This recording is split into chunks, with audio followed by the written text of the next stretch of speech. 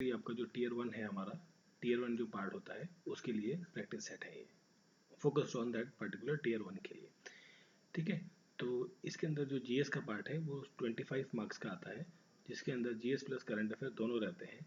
और ये इस वीडियो में जो हमारा लास्ट वीडियो था 15th प्रैक्टिस सेट जो था हमारा, उसके अंदर हमने बायो के क्वेश्चंस किए, तो इस सेट में भी हम बायो के ही कुछ क्वेश्चंस को और करेंगे साइंस के रिलेटेड। तो सेट 16 हमारा आज का रहने वाला है। तो चलिए शुरू करते हैं अपने पहले क्वेश्चन के साथ में।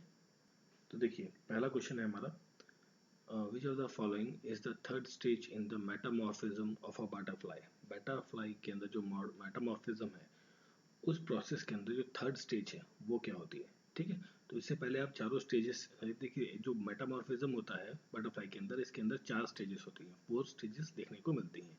ठीक है, तो सबसे पहली जो स्टेज होती है, उस स्टेज के अंदर जो एग फॉर्मेशन होता है, ठीक है, एग फॉर्मेशन होता है। सेकेंड स्टेज के अंदर जो है बटरफ्लाई के अंदर जो एग है, बेसिकली फर्स्ट स्टेज के अंदर जो एग है वो जो फीमेल बटरफ्लाई है वो ले करती है कहाँ पर, प्लांट के ऊपर, प्लांट्स के ऊपर जो है अपने अंडे देती है जो फीमेल बटरफ्लाई है। फिर सेकंड स्टेज के अंदर जो है लार्वा, लार्वा स्टेज आता है, लार्वा, लार्वा स्टेज। ठीक है, इस स्टेज में जो बटरफ्लाई जो है वो कैटरपिलर के फॉर्म में ये लार्वा स्टेज का आपका रहता है। फिर थर्ड वाला जो स्टेज है इसके अंदर रहता है आपका पुपा, पुपा स्टेज। ठीक है, जिसमें क्या होता है, ट्रांजिशन फेज होती है, कैटरपिलर चेंजेस इनटू बटरफ्लाई। तो कैटरपिलर बेसिकली क्या है, लार्वा स्टेज में कैटरपिलर बनता है, मतलब एक पर्टिकुलर जो बटरफ्लाई है, न्यू ग्रोथ या न्यू बर्थ होने वाली है बटरफ्लाई की, अंडे से निकलने वाली है, तो उसका जो एक ऑलमोस्ट प्रिपेयर्ड स्ट्रक्चर होता है वो बन चुका होता है लार्वा स्टेज के अंदर। पुपा में जो बटरफ्लाई है वो बाहर निकलते, ट्रांजिशन फेज आ चुका होता है, कैटरपिलर चेंज कर देता है, बटरफ्लाई की फॉर्मेट में आ जाता है। ठीक है, मतलब पुपा में क्या होता है, कैटरपिलर चेंजेस टू बटरफ्लाई। ठीक है, फिर फाइनल स्टेज जो होती है वो फोर्थ स्टेज आती है। उस स्टेज के अंदर जो है अडल्ट स्टेज कहते हैं इसे, अडल्ट स्टेज। ठीक है, इसमें क्या होता है, फुल ग्रोथ हो जाती है बटरफ्लाई की। ठीक है, और वो पुपा से बाहर आ जाती है। ठीक है, मतलब यहाँ पर अंडा डला, फिर यहाँ पर ग्रोथ चालू हुई, इसमें कैटरपिलर जो एक प्रोटेक्टेड एरिया रहता है एग के अंदर, उसके अंदर वो ग्रोथ कर रही है, और ये कम्प्लीटली एडल्ट होने के बाद ये बाहर आ जाती है एडल्ट स्टेज के अंदर। ठीक है, तो तो देखिए यहाँ पर अगर जो हम बात करें तो देखिए ये फर्स्ट स्टेज है, सेकंड स्टेज, थर्ड स्टेज और ये फोर्थ स्टेज। ठीक है, थर्ड स्टेज कौन सी थी आपकी, पुपा। तो क्वेश्चन का करेक्ट आंसर है आपका पुपा। ठीक है, क्योंकि थर्ड स्टेज के बारे में पूछा गया है इसमें। ठीक है, नेक्स्ट क्वेश्चन है, which organelles are called as suicidal bag of the cell. देखिए सुसाइडल बैग बहुत काफ़ी ज़्यादा इंपॉर्टेंट क्वेश्चन है, मोस्ट इंपॉर्टेंट कह लीजिए, मोस्ट इंपॉर्टेंट क्वेश्चन है, एम आई लिख लीजिए इसे। तो suicidal bag of the cell किसे कहा जाता है, किस पार्ट को कहा जाता है, वो कहा जाता है लाइजोसोम को। ठीक है, क्वेश्चन का करेक्ट आंसर है लाइजोसोम को जो है suicidal bag of the cell कहा जाता है, क्योंकि देखिए ये सीक्रेट करता है डाइजेस्टिव एंजाइम के अंदर। ठीक है, जो डाइजेस्टिव एंजाइम है वो सीक्रेट करता है, और जिसकी वजह से क्या होता है, डाइजेशन होता है all type of organic matter. ठीक है, जो जो भी आप खाना खाते हैं, ठीक है, ऑर्गेनिक मैटर जो भी आपके बॉडी के अंदर होता है, ठीक है, उसको क्या करता है, डाइजेस्ट करने का काम करता है कौन, लाइजोसोम। ठीक है, that is called suicidal bag of the cell. जब सेल जो है वो डैमेज हो जाएगा, जो ये आपका जो लाइजोसोम है, ये सेल है जो ये डैमेज हो जाता है, तो सेल क्या कर जाता है, बर्स्ट कर जाता है। ठीक है, और जिसकी वजह से जो एक रिलीज एंजाइम रिलीज होता है, और वो एंजाइम रिलीज होने से जो डाइजेशन है, डाइजेशन में जो सेल जो डाइजेशन के अंदर जो सेल्स हैं वो भी क्या हो जाते हैं, डैमेज हो जाते हैं, जिसकी वजह से लाइसोसोम्स को क्या कहा जाता है, सुसाइडल बैग। देखिए एक्चुअली हो क्या रहा है यहाँ पर, कि जो आपका लाइसोसोम है, ये आपका लाइसोसोम, इसको समझ लीजिए, लाइसोसोम जो है ये क्या कर रहा है कि जो फूड है आपने खाया, खाना खाया, ऑर्गेनिक मटेरियल है, उसको क्या करता है, ये डाइजेस्ट करता है, डाइजेस्ट करने में हेल्प करता है। ठीक, अब ये क्या है, एक्चुअली सेल फॉर्मेट में, ये ऐसा कोई तो है नहीं कोई पार्ट है बॉडी का, बट ये क्या है, सेल फॉर्मेट में होता है। तो सेल फॉर्मेट में है, खुद में ही एक पावरफुल चीज़ है जो इसको क्या कर रही है, ब्रेक डाउन कर रही है। अब इसी के अंदर ही अगर जो जो इंडिविजुअल ये लाइसोसोम्स है ये खुद में ही फटने लग जाए, जब ये फटेंगे तो क्या है, ये फूड वाला जो पार्ट है वहाँ डाइजेशन तो करेंगे नहीं, बट ये क्या करेंगे, यहाँ पर डैमेज कर देंगे। तो इसलिए कहते हैं ये फूड को तो फाड़ ही रहे हैं, तोड़ ही रहे हैं, साथ में अगर जो इनके अंदर ये अपनी वॉल्स के अंदर ही अगर जो इनके अंदर बर्स्टिंग चालू हो जाती है, तो ये खुद में ही आपस में बर्स्ट कर जाते हैं, इसलिए इन्हें कहा जाता है सुसाइडल बैग। ठीक है, फिर देखिए नेक्स्ट क्वेश्चन है what are the basic component of protein. Protein का जो बेसिक कंपोनेंट होता है वो कौन सा होता है, तो प्रोटीन जो है बेसिक कंपोनेंट उसका होता है अमीनो एसिड। ठीक है, अमीनो एसिड, और ये एसेंशियल होते हैं, और ये क्या काम करते हैं, बिल्डिंग ब्लॉक्स का, बिल्डिंग ब्लॉक्स का काम करते हैं। ठीक है, बिल्डिंग ब्लॉक्स ऑफ प्रोटीन के लिए ये रिस्पॉन्सिबल होते हैं अमीनो एसिड्स। ठीक है, और ईच प्रोटीन, जो प्रत्येक प्रोटीन जो है वो किसकी बनी होती है, डिफरेंट डिफरेंट अमीनो एसिड से बनी होती है, और जहाँ पर जो है अप्रॉक्सीमेटली 21 अमीनो एसिड्स जो है वो प्रेजेंट होते हैं, type 21 type of amino acids जो है वो देखने को मिलते हैं। ठीक है, प्रोटीन के अंदर, और इसके अंदर जो है प्रत्येक एसिड, ठीक है, मतलब प्रत्येक अमीनो एसिड का जो मॉलिक्यूल रहेगा वो किसका बना होता है, कार्बन, हाइड्रोजन और ऑक्सीजन का, प्लस नाइट्रोजन, CHON, इन चारों एलिमेंट से बनकर जो है अमीनो एसिड का जो मॉलिक्यूल है वो बनता है, प्रेजेंट होता है इसके अंदर। ठीक है, और इसके साथ में अगर जो हम बात करें तो लिपिड्स की, तो क्वेश्चन का करेक्ट आंसर तो अमीनो एसिड हो गया। लिपिड्स जो होते हैं, लिपिड्स को एक नदर नेम है इसका, लिपिड्स को कहा जाता है फैट। ठीक है, फैट इसका एक अनदर नेम है, और लिपिड्स क्या करते हैं, वो मॉलिक्यूल्स होते हैं जिनके अंदर हाइड्रोकार्बन्स होते हैं। लिपिड्स के अंदर क्या प्रेजेंट होता है, हाइड्रोकार्बन्स। क्लीन कर देते हैं थोड़ा सा, लिपिड्स के अंदर क्या प्रेजेंट होते हैं, हाइड्रोकार्बन्स। अब ये हाइड्रोकार्बन क्या करते हैं, बिल्डिंग ब्लॉक का काम करते हैं, और फंक्शनिंग का काम करते हैं किसके अंदर, जो आपका लिविंग सेल है, लिविंग सेल के अंदर जो बिल्डिंग ब्लॉक्स है या फंक्शनिंग ऑफ सेल्स है उनका काम करते हैं आपके लिपिड्स। फिर हम बात करें ग्लूकोज की, तो ग्लूकोज जो है इसे हम जनरली कहते हैं कॉमन शुगर, कॉमन शुगर के नाम से जानते हैं। ठीक है, जो प्रोवाइड करता है एनर्जी किसको, बॉडी को, जो आपकी बॉडी को एनर्जी प्रोवाइड करता है। कोलेजन, कोलेजन बेसिकली क्या होता है, ये एक स्ट्रक्चरल सपोर्ट है इन कनेक्ट, जो कनेक्टिव टिश्यूज होते हैं, कनेक्टिव टिश्यूज। ठीक है, कनेक्टिव टिश्यूज के अंदर ये स्ट्रक्चरल सपोर्ट का काम करता है, मसल्स और स्किन्स के अंदर। ठीक है, स्किन्स के अंदर, और कोलेजन जो है ये बेसिकली किसका बना होता है, ये प्रोटीन रिस्पॉन्सिबल होता है किसके लिए, स्किन इलास्टिसिटी के लिए, मतलब जो स्किन की इलास्टिसिटी है, जो आपकी स्किन है बेसिकली क्या है, स्ट्रेच हो जाती है, फिर सिकुड़ जाती है, जो खिंचाव स्किन के अंदर देखने को मिलता है। जैसे आप मोटे हो गए तो आपकी स्किन जो क्या होती है, फैल जाती है, फिर आप पतले होते हैं तो उसका क्या है, स्किन जो स्पीच हो जाती है। ठीक है, जब वर्कआउट करते हैं तो क्या होता है, शेप में आ जाती है। तो ये जो फ्लेक्सिबिलिटी ऑफ स्किन है वो किसकी वजह से, कोलेजन की वजह से देखने को मिलती है। ठीक है, फिर देखिए नेक्स्ट क्वेश्चन है, इसमें पूछा गया कि विच of the following would be associated with the word dioptre. जो डायोप्टर होता है बेसिकली ये एक्चुअली यूनिट है, मेजरमेंट यूनिट है for the measuring of optical power, optical power. ठीक है, देखिए जब आपका वो लेंसेज लगते हैं, ग्लासेस लगते हैं, चश्मे लगाए जाते हैं, ठीक है, या जो आई कॉन्टैक्ट लेंसेज है, इसमें जो पावर यूज़ की जाती है उसको एक्चुअली डायोप्टर में मेजर किया जाता है। ठीक है, ये पावर होती है कर्व और या लेंसेज की, ठीक है, जो कि इक्वल होती है reciprocal of the focal length के। ठीक है, जो आपकी देखिए पावर जो है, पावर ऑफ लेंस के बारे में बात कर रहे हैं, लेंस जो है वो इक्वल होती है reciprocal, reciprocal of the focal length, focal length. ठीक है, power of the lens equals to reciprocal 1 upon focal length. ठीक है, एक तरीके का फॉर्मूला बनता है। तो ये एक्चुअली किस चीज़ से एसोसिएटेड, मतलब देखिए ब्रांचेस ऑफ साइंस दी हुई है, तो ये एसोसिएटेड है ऑप्थेमोलॉजी से। ठीक है, ऑप्थेमोलॉजी, ऑप्थेमोलॉजी जो है बेसिकली ये ब्रांच है आपकी साइंस की, जो मेडिकल साइंस की, इन सर्जरी की, जो डील्स करती है डायग्नोसिस और टेक्निक या ट्रीटमेंट, कौन से ट्रीटमेंट, जो आई से रिलेटेड है। ठीक है, आई डिसऑर्डर के रिलेटेड जो टेक्निक्स और ट्रीटमेंट्स हैं उनको डिटेक्ट करना, उनके ट्रीटमेंट करना, वो आता है ऑप्थेल्मोलॉजी के अंदर। ठीक है, और जो आपका ये डायोप्टर है इसे प्रपोज किया था किसने, फ्रेंच में। ठीक है, फ्रेंच में। फिर देखिए नेक्स्ट क्वेश्चन, ये विटामिन से रिलेटेड क्वेश्चन है, इससे इसकी डिटेल, विटामिन से रिलेटेड एक हमने जो लास्ट लेक्चर था हमारा सेट नंबर 15, उसके अंदर हमने विटामिन से रिलेटेड कई सारी इंपॉर्टेंट फैक्ट्स को डिस्कस किया है। तो इसमें ज़्यादा नहीं हम बात करेंगे, डायरेक्टली क्वेश्चन को अटेम्प्ट करेंगे, कौन से विटामिन जो है वो लेमन के अंदर पाया जाता है। तो लेमन के अंदर जो विटामिन पाया जाता है वो होता है विटामिन सी। ठीक है, जिसे आपका citric acid, flavonoid, B complex vitamin, calcium और copper, iron, magnesium, phosphorus, potassium, fibres, ये सारी चीज़ें जो है वो कहाँ पर देखने को मिलती हैं, लेमन के अंदर। ठीक है, और जो विटामिन ए है विटामिन ए जो है वो फूड्स फ्रॉम जो एनिमल सोर्स है, एनिमल सोर्स से जो फूड मिलता है उसमें आपको देखने को मिलता है भरपूर मात्रा में, और डेयरी प्रोडक्ट्स में, फिशेस में, मीट्स में ये आपको मिलता है आपको विटामिन ए।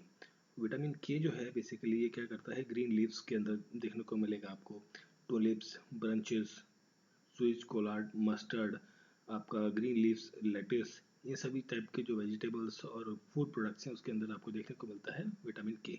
और ये रिस्पॉन्सिबल होता है, इंपॉर्टेंट है इसके लिए, इंपॉर्टेंट पार्ट है इसके लिए ब्लड क्लॉट के लिए। खून का थक्का जमाना है, मतलब ब्लड क्लॉटिंग को, ब्लड को रोकना है, मतलब जैसे कट लग जाता है, चोट लग जाती है तो ब्लड जल्दी आपसे रुक जाए, वो ज़्यादा फ्लो ना हो, तो वो किसकी वजह से होता है, विटामिन के की वजह से। विटामिन डी हमें कहाँ से मिलता है, सन से मिलता है, फैटी एसिड से मिलता है, ठीक है। तो ये था question, option number C is the correct answer. फिर देखिए नेक्स्ट क्वेश्चन है, in 1930 which scientist was awarded the Nobel prize for describing human ABO blood group. देखिए ब्लड ग्रुप्स हमारे पास कौन कौन से, ए होता है, ए पॉजिटिव है, ठीक है, बी होता है, बी पॉजिटिव होता है, फिर ए बी होता है, देन ए बी पॉजिटिव होता है, फिर ए बी पॉजिटिव के साथ ए बी नेगेटिव होता है, ओ पॉजिटिव, ओ नेगेटिव, इस तरीके से कई सारे ब्लड ग्रुप के कॉम्बिनेशन है। इस सिस्टम को किसने डिस्कवर किया था, किसने बताया था 1930 के अराउंड, ये पूछा गया। तो ये बताया था कार्ल्स लैंडस्टीनर ने, ठीक है। तो क्वेश्चन का करेक्ट आंसर है कार्ल्स लैंडस्टीनर। और इन्हें इस चीज़ के लिए, ह्यूमन जो ब्लड ग्रुप का फॉर्मेशन बताया, इसके लिए क्या है, इन्हें नोबेल प्राइज़ का अवार्ड भी मिल चुका है, ठीक है, नोबेल प्राइज़ का अवार्ड। क्लियर। अब देखिए एक्चुअली क्या होता है कि on the basis of presence of antigen, जो एंटीजन की प्रेजेंस मतलब जो प्रेजेंट होंगे, या ग्लाइकोप्रोटीन जो प्रेजेंट होंगे, उसके बेसिस पे जो ब्लड ग्रुप्स है वो 4 कैटेगरीज में डिवाइड किए गए हैं। तो जो जैसे एंटीजन ए है, एंटीजन ए, तो ब्लड ग्रुप क्या रहेगा, ग्रुप ए रहेगा आपका, ठीक है। अगर जो एंटीजन बी है तो ब्लड ग्रुप बी रहेगा, ठीक है। ये तो मैंने पार्ट में कर दिया, बट जनरली 4 में रहता है आपका, इस तरीके से ए बी और ए बी और ओ, है ना, 4 ही तो हुए। फिर आपका जो अगर जो एंटीजन ए एंड बी दोनों हैं, ठीक है, मतलब ए एंड बी एंटीजन दोनों हैं, तो ब्लड ग्रुप रहेगा ए और बी, ठीक है। इफ कोई भी एंटीजन नहीं प्रेजेंट है, मतलब ना ए एंटीजन प्रेजेंट है, ना नन, है ना, नन कर देते हैं, कोई ना बी एंटीजन प्रेजेंट है, तो वहाँ पर क्या रहेगा, ब्लड ग्रुप आपका क्या रहेगा, ओ ब्लड ग्रुप रहेगा, ठीक है। तो जो ब्लड ग्रुप ओ है उसे क्या कहते हैं, यूनिवर्सल डोनर, यूनिवर्सल डोनर कहा जाता है, ठीक है। मतलब को वो ब्लड ग्रुप जिस भी व्यक्ति का है वो किसी को भी ब्लड अपना डोनेट कर सकता है, दे सकता है। और जो ब्लड ग्रुप ए बी होता है, ये वाला, ठीक है, ए बी ग्रुप, ये क्या होता है, यूनिवर्सल एक्सेप्टर, भाई ये किसी से ले सकता है, दे नहीं सकता सभी को, मतलब देगा तो सिर्फ ए बी को, बट ये ले सकता है सभी से, ठीक है। टेकर होता है और ये गिवर होता है ओ, ठीक है। तो ओ वाला जो ब्लड ग्रुप है ये रेयरली देखने को मिलता है, इसके जो पब्लिक है, लोग हैं, वो काफ़ी कम है, ठीक है। तो क्वेश्चन का करेक्ट आंसर है कार्ल्स लेंसटीनर, ठीक है। फिर देखिए नेक्स्ट क्वेश्चन है, the green colour of leaves is due to the presence of, देखिए ये बच्चों वाला क्वेश्चन है, बहुत ईजी है, क्लोरोफिल की वजह से जो ग्रीन कलर होता है लीव्स के अंदर वो देखने को मिलता है, ठीक है। अब देखिए ग्रीन कलर तो इसकी वजह से हो गया। अब अगर जो हम बात करें कि जो ये बेटालिन्स है, बेटालिन्स की वजह से, तो ब्लैक क्या बेसिकली ये सारे नाम जो है वो पिगमेंट्स हैं, ये सारे पिगमेंट्स हैं, क्लोरोफिल पिगमेंट की वजह से ग्रीन कलर आपको देखने को मिलता है, ठीक है। और बेटालिन जो पिगमेंट है इसकी वजह से आपको डार्क पिंक कलर आपको देखने को मिलता है, ठीक है। डार्क पिंक, जैसे आपका जो बीट होता है ना, बीट रूट, तो वो जो बीट रूट का जो कलर होता है डार्क पिंक कलर, वो आपको देखने को मिलता है बेटालिन की वजह से, ठीक है। इसको याद करने का बहुत अच्छा तरीका है, जब भी आप बीट रूट देखते हैं, ठीक है, चुकंदर जिसे कहते हैं हिंदी में, तो उसका जो कलर है dark pink colour, purple colour something समाओ, है ना, तो वो किसकी वजह से, बेटालिन की वजह से होता है। और ये जो जेंथोफाइलम, जेंथोफिल, ठीक है, जेंथोफिल, जो जेंथोफिल पिगमेंट है इसकी वजह से जो कलर होता है वो होता है आपका येलो कलर, ठीक है। येलो कलर आपको कहाँ देखने को मिलता है, जो सरसों होती है, ठीक है, उसके अंदर। और कैरोटीन, कैरोटीन जो है बेसिकली ऑरेंज, ऑरेंज कलर जो है वो, अब ऑरेंज कलर जैसे कैरेट है आपकी गाजर, ठीक है, वो कैरोटीन उसके अंदर प्रेजेंट होता है जिसकी वजह से वो ऑरेंज कलर शो करता है, ठीक है। फिर देखिए नेक्स्ट क्वेश्चन है, excess glucose in human body is stored as देखिए excess glucose in the human body is stored as in the liver. ठीक है, जो एक्सेस ग्लूकोज है वो कहाँ पर स्टोर होता है? लीवर के अंदर। ठीक है ठीक है, और किस फॉर्म में स्टोर होता है ये पूछा गया है। तो लीवर के अंदर जो एक्सेस ग्लूकोज है वो स्टोर होता है आपका ग्लाइकोजन के फॉर्म में। ठीक है, तो option number A is the correct answer. ठीक है, जो देखिए अभी क्या हुआ कि यहाँ पर होता क्या है, जो एड्रेनल हार्मोन है, ठीक है, adrenal hormone, adrenal adrenaline hormone जो होता है ये क्या करता है, ये इसे कहते हैं आपका फाइट और फाइटिंग हार्मोन। ठीक है, ये लड़ाकू हार्मोन होता है, फाइटिंग हार्मोन, फाइट हार्मोन कहलाते हैं ये एड्रेनल हार्मोन। ठीक है, और ये क्या करता है, सीक्रेट करता है कहाँ पर? एड्रेनली एड्रेनल ग्लैंड पे, एड्रेनल ग्लैंड में सीक्रेट करता है। और इसके पास दो टिश्यूज होते हैं। ठीक है, और दे इन टिश्यूज को कहते हैं एड्रेनल मेडुला और एड्रेनल कोरेक्स। ठीक है, इसके पास क्या होते हैं, दो टिश्यूज होते हैं। ये दो टिश्यू में एक का नाम होता है एड्रेनल मेडुला, ठीक है, मेडुला, और दूसरा होता है एड्रेनल कॉर्टेक्स। ठीक है, अब एड्रेनल और नैनो एड्रेनल जो है इसके अंदर दो चीज़ें होती हैं बेसिकली। देखो जो एड्रेनल मेडुला है ये सीक्रेट करता है, ये वाला जो पार्ट था मेडुला वाला, ये सीक्रेट करता है दो टाइप के हार्मोन, एक होता है एड्रेनल और दूसरा होता है नैनोड्रेनल। ठीक है, और ये दोनों हार्मोन, ये दो हार्मोन जो ये मेडुला सीक्रेट किया, ये रिस्पॉन्सिबल होते हैं स्ट्रेस और इमरजेंसी सिचुएशन के लिए। मतलब कोई स्ट्रेस है अब आपके पास, मतलब कोई तनाव है बॉडी के अंदर, तो उसके लिए जो रिस्पॉन्सिबल होगा वो रहेगा मेडुला वाला पार्ट। ठीक है, एड्रेनल मेडुला वाला पार्ट। ठीक है, स्ट्रेस या इमरजेंसी कोई सिचुएशन आपको फील हो रही है, ठीक है, तो इसीलिए इसी को इसको कहते हैं इमरजेंसी हार्मोन के नाम से भी जाना जाता है, एड्रेनल मेडुला, या फिर आप इसे कंप्लीट वाले पूरे टर्म को एड्रेनल हार्मोन को इमरजेंसी हार्मोन के नाम से भी हम जानते हैं। ठीक है, अब देखिए ग्लूकोज जो है, शुगर क्या है, ग्लूकोज और फ्रक्टोज में कन्वर्ट होती है। ठीक है, शुगर शुगर जो होती है वो ग्लूकोज प्लस फ्रक्टोज में कन्वर्ट हो गई। तो ग्लूकोज देखिए, जो ग्लूकोज है बेसिकली एक तो आपकी बॉडी में रहता है। ठीक है, और जो स्टोर्ड है, मतलब जो एक लंबे समय के लिए जो चलने वाला ग्लूकोज होता है वो जाके आपको चिपक जाता है कहाँ पर? लीवर के अंदर। ठीक है, और किस फॉर्म में? ग्लाइकोजन के फॉर्म में। ठीक है, तो क्वेश्चन का करेक्ट आंसर है ग्लाइकोजन। ठीक है, अब देखिए यहाँ पर जो ग्लूकोजन है, ठीक है, ग्लूकोजन कहाँ गया, ग्लूकोजन देखिए यहाँ पर नहीं दिया हुआ है, तो ग्लूकोजन होता है ग्लूकोजन। ठीक है, तो ग्लूकोजन जो है वो कहाँ पर स्टोर रहता है? वो रहता है पेनक्रियास के अंदर, पेनक्रियास के अंदर।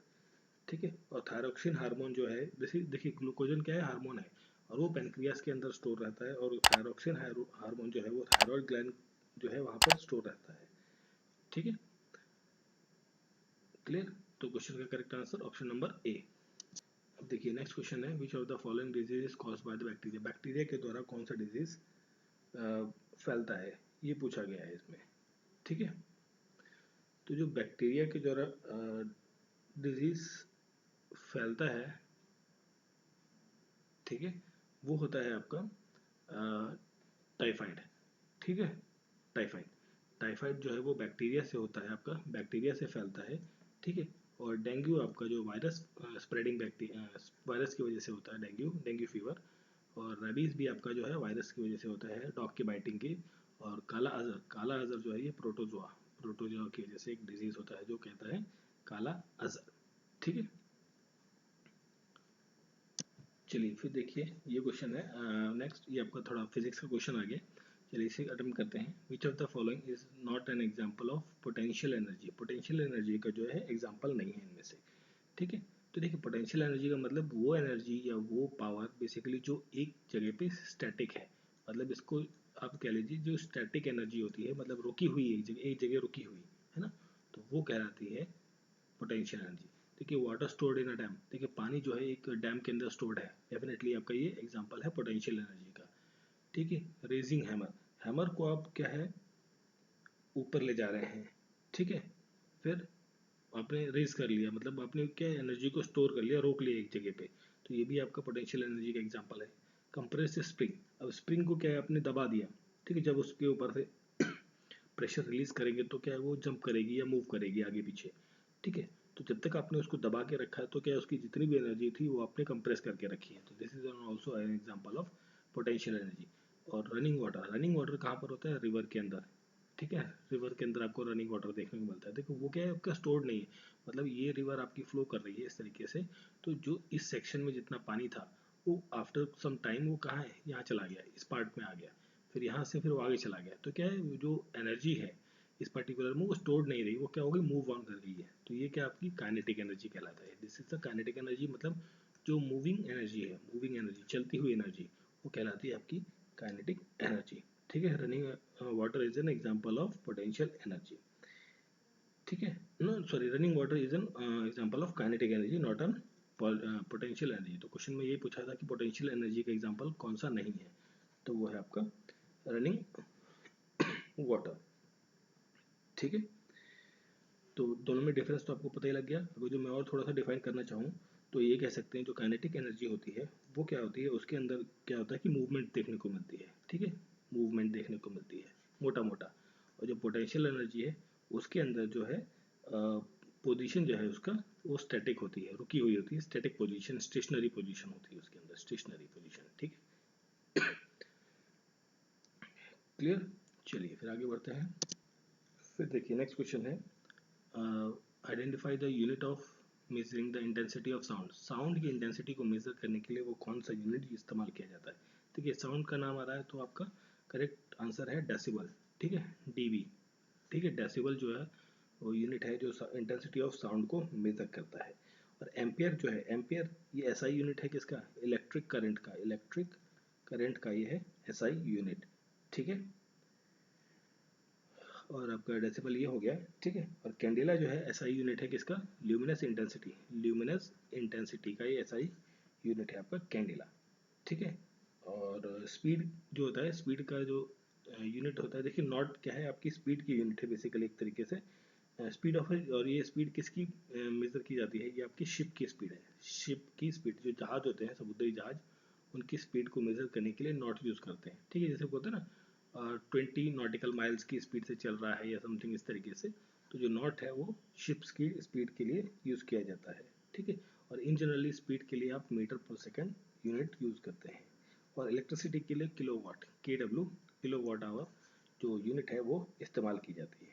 ठीक है, फिर देखिए नेक्स्ट क्वेश्चन है, when a large force acts on a body for a short time. मतलब देखिए कोई भी एक बॉडी है, मतलब ये कोई बॉडी है, इस पर बहुत ज़्यादा फोर्स लगाया गया। ठीक है, छोटी देर के लिए, मतलब जस्ट फॉर 2 सेकेंड्स के लिए, टाइम की बात करें 2 सेकेंड के लिए बहुत ज़्यादा फोर्स लगा दिया गया इस बॉडी पे। ठीक है, then the force is called, उस तरीके का जो फोर्स को क्या कहेंगे, वो कहलाता है आपका इम्पल्सिव फोर्स। क्या कहलाता है? Impulsive force. और इम्पल्सिव फोर्स की अगर जो हम फॉर्मूले की बात करें तो वो होता है फोर्स इनटू टाइम।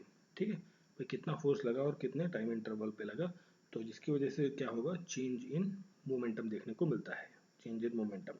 ठीक है, और ये एक आपकी वेक्टर क्वांटिटी है, वेक्टर क्वांटिटी है। देखिए फोर्स लगा रहे हो किसी डायरेक्शन में लगा रहे होंगे, हॉरिजॉन्टली लगा रहे होंगे, वर्टिकली लगा रहे होंगे, या हम एंगल्स पे लगा रहे होंगे। ठीक है, that is the vector quantity. और इसकी एसआई यूनिट की हम बात करें तो एसआई यूनिट होती है न्यूटन सेकेंड।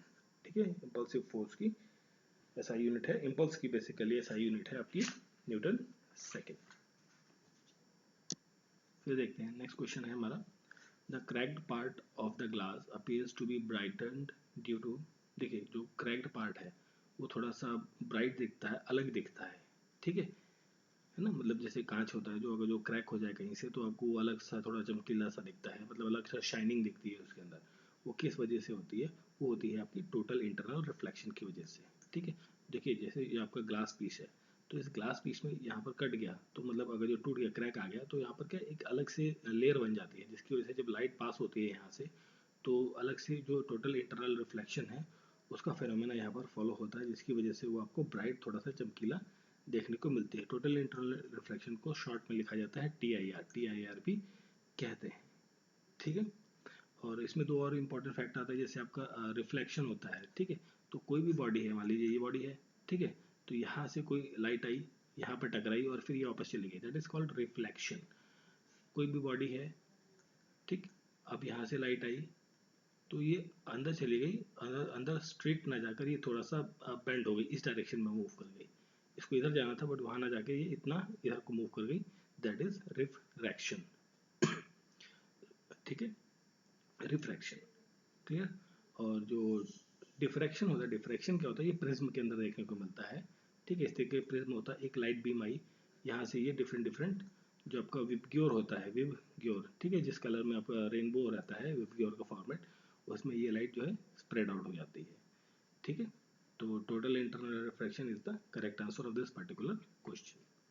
फिर देखिए नेक्स्ट क्वेश्चन है हमारा, the instrument use to measure the intensity of earthquake. Earthquake की इंटेंसिटी को मेजर करने के लिए हम सिस्मोग्राफ को यूज़ करते हैं। ठीक है, सिस्मोग्राफ जो है वो यूज़ किया जाता है अर्थक्वेक की इंटेंसिटी को मेजर करने के लिए। ठीक है, और ये तो आपका इंस्ट्रूमेंट हो गया। अगर जो हम ग्राफिकल रिप्रेजेंटेशन की बात करें, डिवाइस की बात करें, तो वो होता है सिस्मोमीटर। सिस्मोमीटर मीटर, ठीक है, जो आपकी अर्थक्वेक के मैग्नीट्यूड को मेजर करता है। देखिए एक्चुअली क्या है, यहाँ पर दो टाइप के इंस्ट्रूमेंट यूज़ किए जाते हैं। एक होता है रेक्टर स्केल, ठीक है, ठीक है, रेक्टर स्केल आपका इंटेंसिटी को मेजर करता है आपकी अर्थक्वेक की। ठीक है, अब बेसिकली अर्थक्वेक होता क्या है, अर्थक्वेक जो है बेसिकली क्या होता है, ये होता है आपका सडन शेकिंग। ठीक है, देखिए sudden shaking because of the movement in the tectonic plates. ठीक है, जो अर्थ के अंदर आपकी टेक्टोनिक प्लेट्स है, उनके जो सडन मूवमेंट की वजह से आपको धरती के ऊपर जो ऊपरी सतह है वहाँ पर कुछ हलचल देखने को मिलती है, उसे कहते हैं आप अर्थक्वेक। ठीक है, देखिए यहाँ पर एक टर्म है पॉलीग्राफ। पॉलीग्राफ जो है ये एक इंस्ट्रूमेंट है जो कि यूज़ किया जाता है, जिसे आप जनरली जानते होंगे lie detector. Lie detector machine जो होता है वो यही होता है, पॉलीग्राफ टेस्ट, जिसके अंदर आपकी हार्ट बीट्स को, जब आपसे कोई क्वेश्चन पूछा जाता है तो कुछ पार्ट्स आपके जैसे नर्व्स के साथ में, कुछ हार्ट के साथ में टच किए जाते हैं, तो क्वेश्चन से रिलेटेड आपके ब्लड के अंदर या माइंड के अंदर जो हार्मोन सीक्रेट होते हैं, जनरेट होते हैं क्वेश्चन सुनने के साथ में, कि बॉडी कैसा रिस्पॉन्स करती है, तो उसके बेसिस पर ये पॉलीग्राफ टेस्ट किया जाता है। ठीक है, जैसे होता है ना कि जनरली क्या होता है कि भाई जब आपसे कोई सवाल ऐसा पूछा जाए जिसका आपको आंसर नहीं आता, तो क्या होता है, आपकी जो दिल की धड़कनें हैं वो बढ़ जाती हैं, है ना, तो इस तरीके की जो चीज़ें हैं वो यहाँ पर रिफ्लेक्ट होती हैं। ठीक है, ब्लड प्रेशर, रेस्पिरेशन या पल्सेस को मेजर, बेसिकली फिजिकल फैक्टर्स को मेजर किया जाता है पॉलीग्राफ टेस्ट के अंदर। फिर हम बात करें यहाँ पर बोरोमीटर की, तो बोरोमीटर जो है ये इंस्ट्रूमेंट है जिसके अंदर हम प्रेशर को मेजर करते हैं। किसको मेजर करते हैं, प्रेशर को। ठीक है, और यहाँ पर है हाइड्रोमीटर। हाइड्रोमीटर के अंदर हम मेजर करते हैं डेंसिटी ऑफ लिक्विड को। डेंसिटी ऑफ लिक्विड को मेजर किया जाता है, डेंसिटी ऑफ लिक्विड हाइड्रोमीटर। ठीक है, और एक और इंस्ट्रूमेंट होता है एनीमोमीटर। ठीक है, ये हाइड्रोमीटर, इसका एक और नाम है एरोमीटर। एरोमीटर भी कहा जाता है इसे। ठीक है, और एनीमोमीटर से आप विंड स्पीड और विंड की डायरेक्शन को मेजर करते हैं। ठीक है, तो ये कुछ इंस्ट्रूमेंट है, इनका नाम इंपॉर्टेंट है। चलिए फिर आगे बढ़ते हैं। चलिए फिर देखिए नेक्स्ट क्वेश्चन है, which of the following quantities remains constant.